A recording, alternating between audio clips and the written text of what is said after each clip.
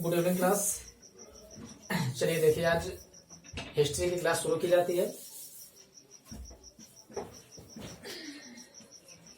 तो देखिए बच्चों, हिस्ट्री क्या है? हिस्ट्री मतलब इतिहास।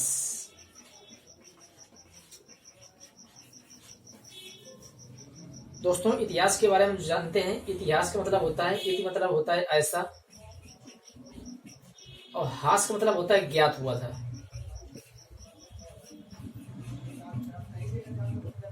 इतिहास वो चीज है जो ज्ञात हुआ था, ऐसा किसी समय हुआ था, उसे इतिहास कहते हैं। अगर इतिहास की बात की जाए तो इतिहास दो प्रकार की होती है। नंबर एक पे भारत का इतिहास, दूसरे नंबर पर विश्व का इतिहास।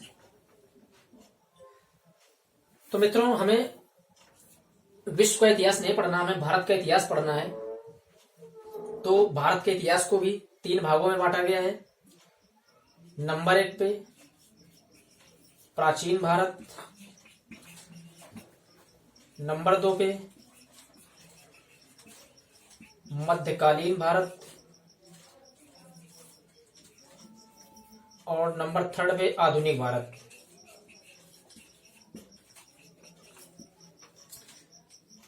क्योंकि विश्व का इतिहास वनडे एग्जाम में नहीं आता है।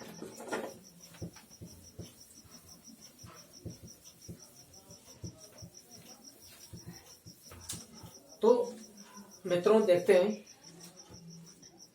भारत के इतिहास को। पहले बात भारत की करते हैं, क्योंकि भारत सोने की चिड़िया रहा है। लगभग भारत से 16 देशों का विभाजन हुआ है। तो भारत का इतिहास में एक स्वर्णिम अक्षरों में भारत का नाम लिखा जाता है। अगर बात की जाए भारत की, तो भारत को अलग अलग नामों से जाना जाता है। भारत से विदेशी आए, यूनानी आए। तो यूनानियों ने भारत को सबसे पहले आकर कह दिया हिंदुस्तान। और दोस्तों, हिंदुस्तान क्यों कहा उसने? क्योंकि भारत में से एक समीप एक नदी बहती है, सिंधु नदी। तो वो सा को हा बोलते थे, तो सिंधु को हिंदू बोलते थे, इसलिए यूनानी भारत को सीधे हिंदुस्तान बोलने लगे। बात की जाए अरब से, जो कुछ लोग आए, अरब ईरानी आए, उन्होंने भारत को इंडिया कह डाला। और इसी तरीके जैन धर्म में, यानी जैनियों ने भारत को जम्बूद्वीप कह डाला। तो भारत को अलग अलग नामों से जाना गया। अगर बात की जाए भारत का नाम, भारत पड़ा कैसे? तो एक राजा थे, दुष्यंत के पुत्र थे भरत। उन्हीं के नाम से भारत का नाम भारत पड़ा था। अब मित्रों, भारत के बात करेंगे कि भारतीय इतिहास को हम लोगों ने जाना कैसे। तो भारतीय इतिहास को जानने के लिए 2-3 प्रकार के स्रोतों की हमें जानकारी मिली है। तो भारतीय इतिहास को जानने के स्रोत 3 थे। पहला था साहित्यिक स्रोत, नंबर 2 विदेशी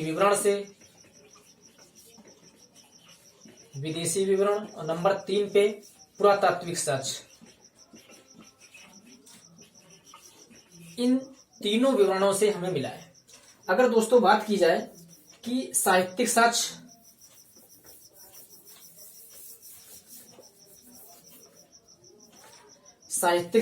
को देखते हैं पहले। तो साहित्यिक साक्ष्य 2 भागों में बांटा गया है।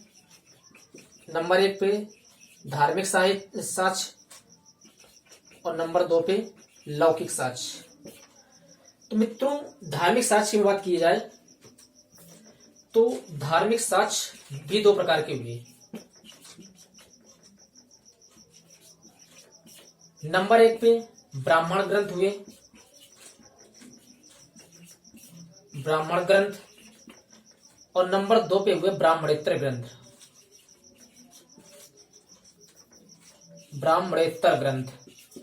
ब्राह्मण ग्रंथ में दोस्तों बात की जाए क्या क्या आता है, तो ब्राह्मण ग्रंथ में आपके वेद हो गए, पुराण हो गए, महाभारत हो गई, उपनिषद हो गए, इत्यादि। दोस्तों अगर बात की जाए ब्राह्मणेतर ग्रंथ में, तो ब्राह्मण से इतर ग्रंथ जो ब्राह्मणों से संबंधित नहीं है, तो इसमें आ गए जैसे जैन ग्रंथ हो गए, जैन ग्रंथ, बौद्ध ग्रंथ इत्यादि।